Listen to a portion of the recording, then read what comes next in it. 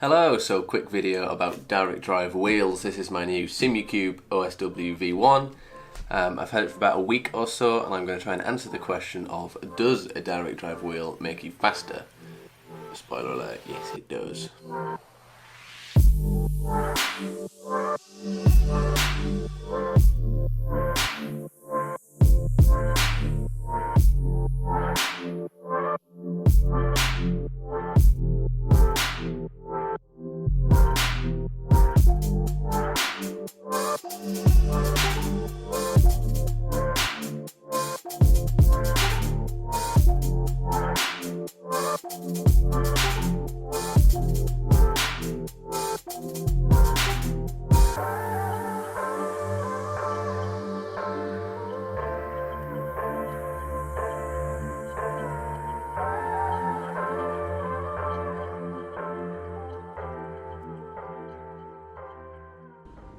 So here we are in car. Direct drive wheels. Do they make you faster? Now there's a bit of a debate on this. I think generally the consensus is that a direct drive wheel will make you more consistent, which I agree with. But then people also tend to say that it won't really necessarily make you faster. Now, I disagree with that. I think there are two types of sim racers. There are those that rely on visual cues and muscle memory, and there are those that rely on feel of the car. Now, if you are a driver that relies on visual cues, muscle memory, then I think that statement is probably correct. I don't think a direct drive wheel would make you much faster, if at all. But I fall into the other camp. I am a feel-based driver. So the feeling of the car through the wheel is really important to me. If a car doesn't feel right and the settings aren't, if it's not giving me enough information through my arms, I won't be able to get the most out of the car. And that is probably a detriment. I think a lot of the best sim racers in the world are muscle memory, vision based people.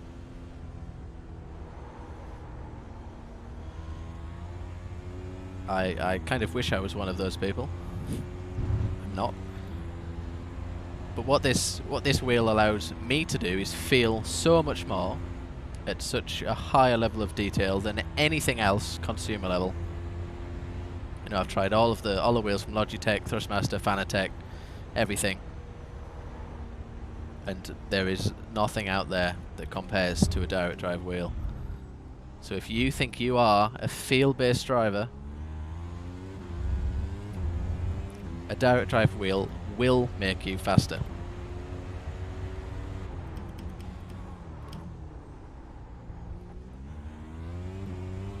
So I drove this combo a couple of weeks ago. I was struggling to do anything in the 147-minute range.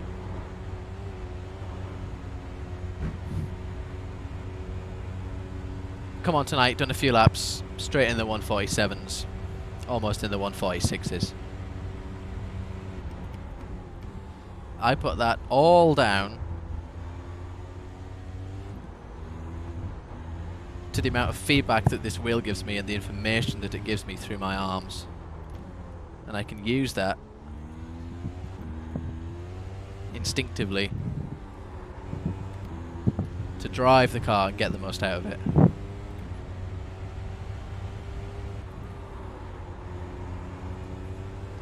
You saw the moment through Eau Rouge. If that was anything other than a direct drive wheel, I would have not felt that in time. I wouldn't have reacted in time. And I probably would have been off the track.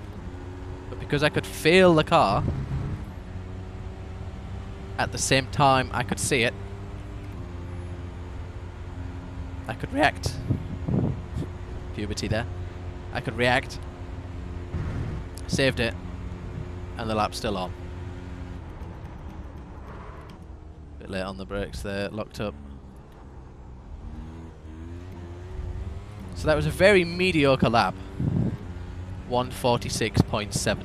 That is more than a second quicker than I could go on my Thrustmaster T500 wheel last week. Now, bearing in mind that Thrustmaster T500 I used in the Race of Champions, where I was in, I think, 2018, where I finished 3rd/4th, got to the semi-finals, lost to Graham Carroll because I ballsed it up. But I was fastest in practice out of everyone. I kind of wholeheartedly think that that was my event to lose. And that is what I did. But that was on a T500. I honestly think if I had something like this as a field-based driver, if I had a direct drive wheel, I think the result would have been different. I think the mini challenge E-Series that I did a few months ago, I think the result would have been different if I'd had a direct drive wheel. I was using a Thrustmaster TSPC for that, not a T500, so I had a bit more feel, but still nothing compared to this. So I'm racing currently in the VRC MSL GT4 E-Series, a bit of a long-winded title, and I've been doing okay up until now.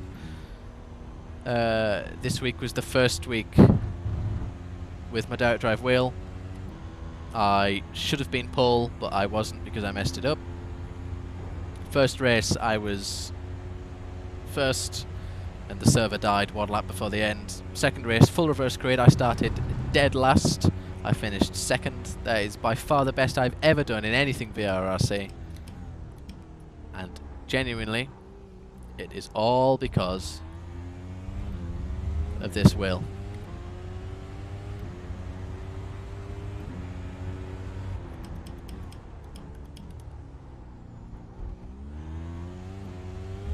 And I think the answer to the question, does it make you faster, comes down to whether or not you are a driver that relies on the feel of the car, or you are a muscle memory. Nope.